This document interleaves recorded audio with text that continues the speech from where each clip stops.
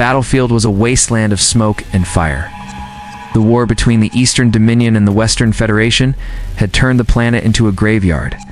Crushed tanks, broken drones, and the bodies of soldiers littered the ground.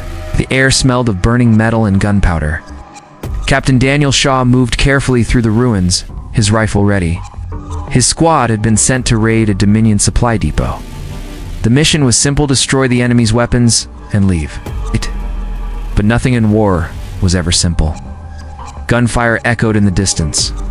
His men moved in silence, their helmets hiding their faces. Daniel signaled them to spread out. The depot was just ahead, a massive metal structure half buried in the dirt. Then he heard a small, shaky breath. Daniel turned sharply, raising his gun.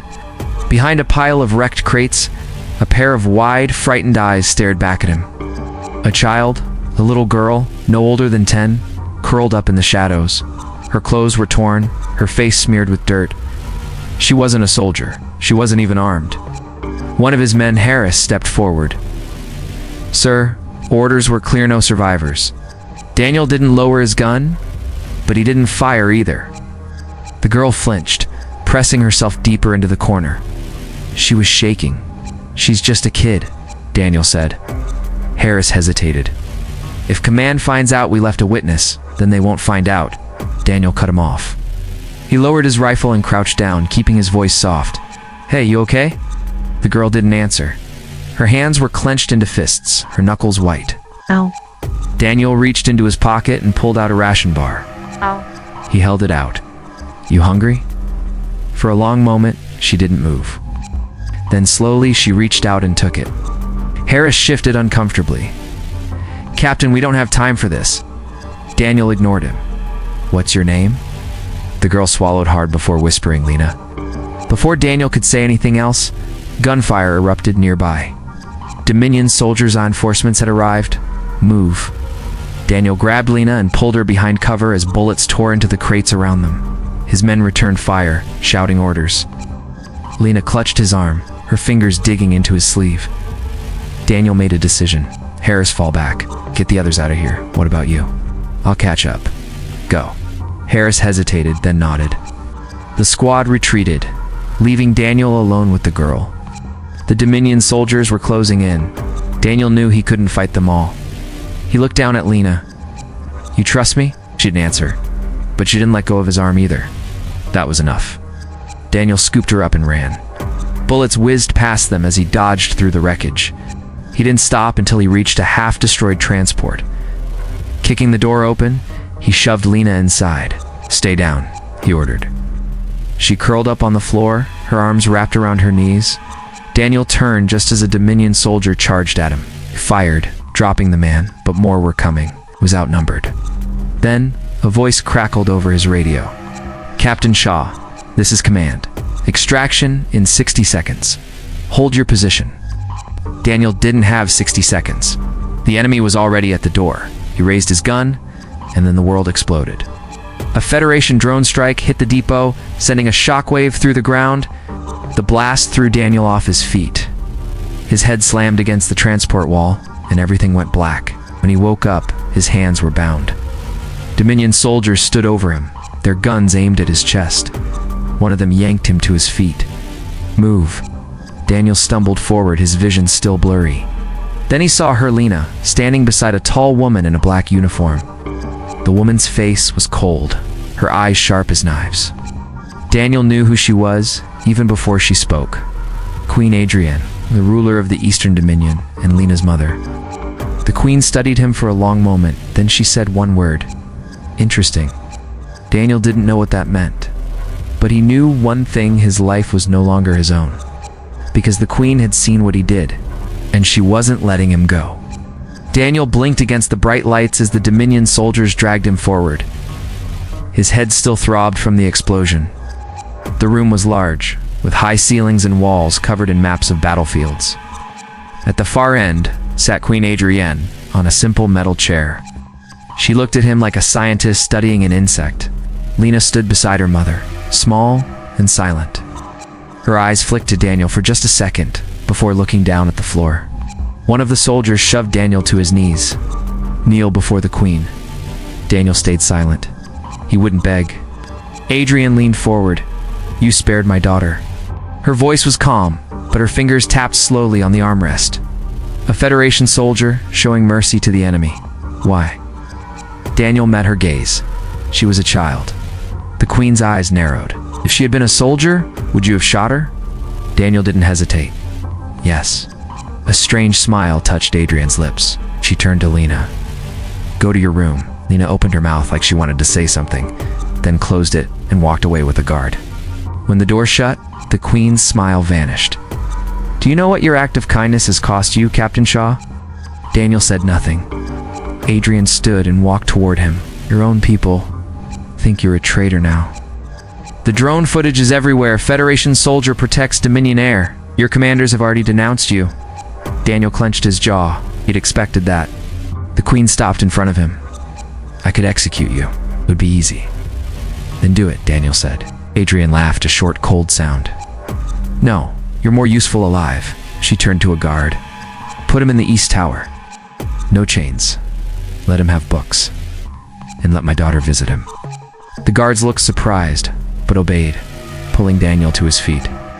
As they marched him away, the Queen called after him. "Think carefully, Captain. Your war is over, but your life isn't." The East Tower was small but clean, with a narrow bed and a shelf of old books. The door locked from the outside, but no one tied him up or beat him. It made no sense. 3 days passed before Lena appeared. She carried a tray of food, real food, not rations. She set it on the table without meeting his eyes. "You're not afraid of me?" Daniel asked. Lena shook her head. "You saved me." Daniel picked up an apple from the tray. "Your mother wants something from me." Lena finally looked at him. "She watches everything. The cameras are hidden." She pointed subtly at a small vent in the corner. Then she did something strange. She smiled. "The ones in my room don't work anymore. I broke them." Daniel almost laughed. His tiny girl had outsmarted the Dominion's surveillance. Lena leaned closer and whispered, "Tell me about Earth, about the oceans." So he did. He told her about blue water stretching farther than eyes could see, about waves taller than buildings. Lena listened like it was magic. When she left, Daniel stared at the vent. The Queen was watching, learning, but so was he. Days turned into weeks. Daniel's routine never changed. He woke up in his cell, ate the meals brought to him, and waited. Lena visited almost every day. At first, she just brought food. Then she started staying longer, asking more questions. One afternoon, she sat cross-legged on the floor while Daniel leaned against the wall. "Do you have any brothers or sisters?" Lena asked. Daniel shook his head. "No, just me." "What about your parents?" Daniel hesitated. "They're gone." Lena's face fell. A silence settled between them.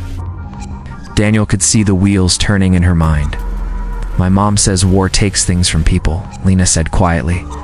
Daniel looked at her. "Your mom's right." Lena picked at a loose thread on her sleeve. "I don't want to take things from people." Daniel didn't know how to respond to that. Queen Adrienne watched the recordings as usual, but tonight was different. One of her generals stood beside her, his face tight with disapproval. "Your Majesty, this is dangerous," the general said. "Letting the princess spend time with an enemy soldier." Adrienne held up a hand. The general fell silent. On the screen, Lena was drawing something on the floor with her finger. Daniel watched with what almost looked like amusement. Adrienne leaned forward. "Look at his face," she said. The general frowned. "What about it?" "He's not looking at her like she's a hostage," Adrienne said. "He's looking at her like ... She didn't finish the sentence. The next morning, Daniel got a surprise. Instead of Lena, 2 guards came for him. They took him to a different part of the compounded training area. Queen Adrienne stood waiting. "You said you wouldn't fight for me," she said without preamble. "But you didn't say you wouldn't fight at all." Daniel frowned. "What do you mean?" Adrienne gestured to the training field. "Spar with my soldiers. Show me what you can do." Daniel hesitated. This felt like a test. A large man stepped forward, one of the Dominion's best fighters. He cracked his knuckles. Daniel looked at Adrienne. "If I win?" The Queen smiled slightly. "Then you get better food." Daniel almost laughed, rolled his shoulders, and stepped onto the mat. The fight was quick. The Dominion soldier was strong, but predictable. Daniel used his speed and training to outmaneuver him. Within minutes, the soldier was on his back, breathing hard. The other soldiers muttered. Adrienne's expression didn't change. Again, she said. Daniel fought 3 more times. He won twice. The last fight left him with a bleeding lip and bruised ribs. Adrienne dismissed the soldiers. She walked up to Daniel, studying his injuries. "You're good," she admitted. Daniel wiped blood from his mouth. "I've had practice." Adrienne's eyes searched his face. "Why did you really save my daughter?" Daniel met her gaze. "Because it was the right thing to do." Something flickered in Adrienne's eyes. Doubt, recognition? She turned away, to take him back to his cell. That night, Daniel's dinner was better than usual: real meat, fresh bread. Lena didn't visit. Daniel lay awake, staring at the ceiling. He thought about the fights, about the way Adrienne had watched him. This wasn't just about him being a soldier. This was about something else. A key turned in the lock. Daniel sat up as the door opened. He expected guards. It was Adrienne, alone. She stepped inside and closed the door behind her. "We need to talk," she said. Daniel stood up quickly when Adrienne entered. The queen didn't sit. She paced the small space of the cell, her boots making soft sounds on the metal floor. "You're wondering why I'm here," she said. Daniel stayed silent. Adrienne stopped pacing. She looked at him directly. "The war is changing. My generals want to attack the Federation's capital. Full assault, no survivors." Daniel's hands clenched. "That would kill thousands." "Yes." Adrienne's voice was calm, including children, like Lena. The air felt heavy. Daniel understood now. This wasn't just a visit. This was a test. "You don't want to do it," he said. Adrienne's jaw tightened. "I am queen. What I want doesn't matter." Daniel took a step forward. "It does if you make it matter." A long silence. Then, Adrienne did something surprising. She sat on the edge of the bed looking tired. "My daughter thinks you're a good man," she said. "She's never been wrong about people." Daniel sat down too, keeping distance between them. "She's smart." Adrienne almost smiled. Then her face turned serious again. "There's a meeting tomorrow. The War Council. Want you there." Daniel blinked. "Why?" "Because you know the Federation. You know their weak points." Adrienne looked at him. "Help me end this war without destroying everything." Daniel studied her face. He saw something new there. Not the cold queen, but a woman who was tired of bloodshed. "What if I say no?" Adrienne stood up. "Then you'll stay here until the war ends. One way or another." She walked to the door, then paused. "Think about it. It's not for me. For all the other Linas out there."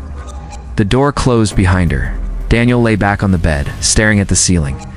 He thought about his old squad, about the people he'd fought beside. Most of all, he thought about a little girl bringing him food every day.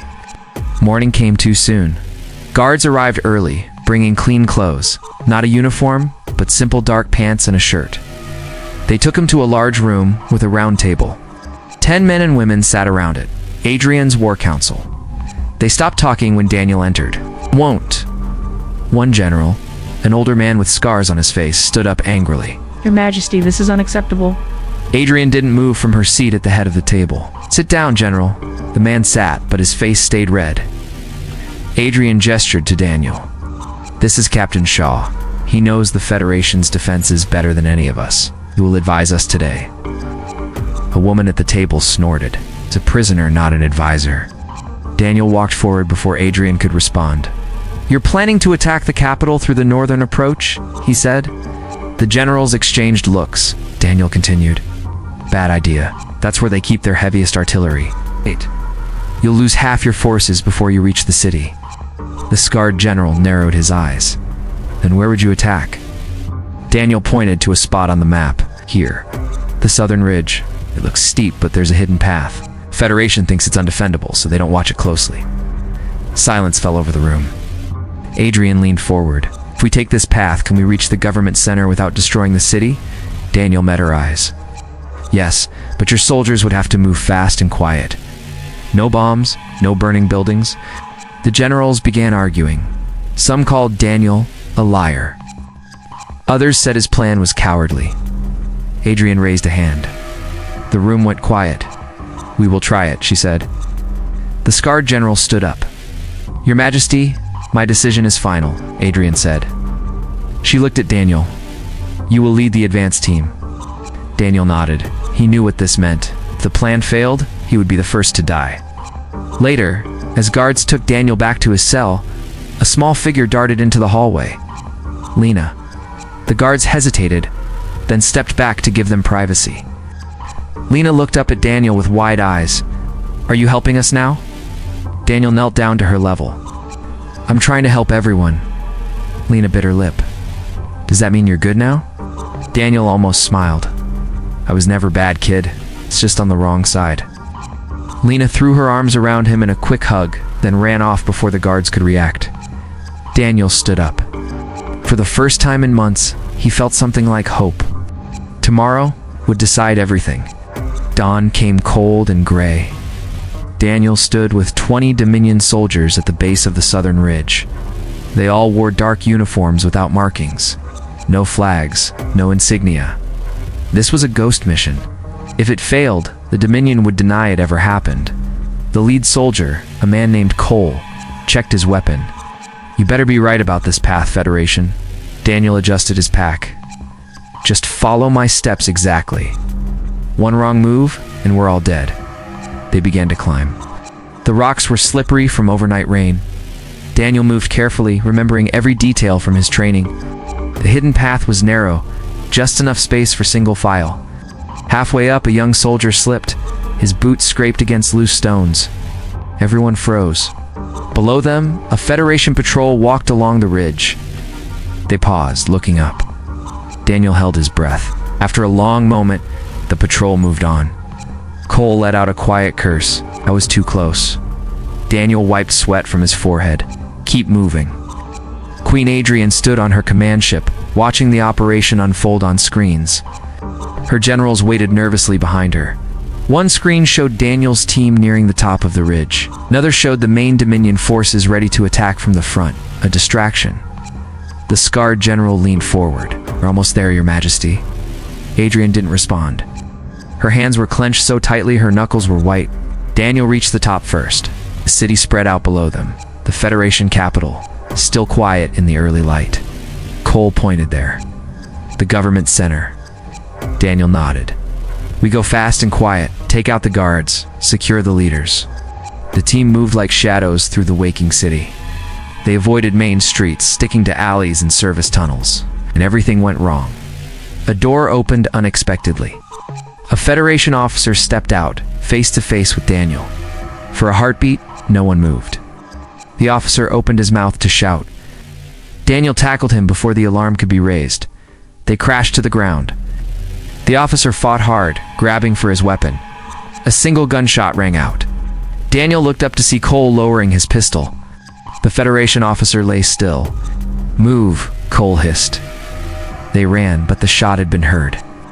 Sirens began to wail.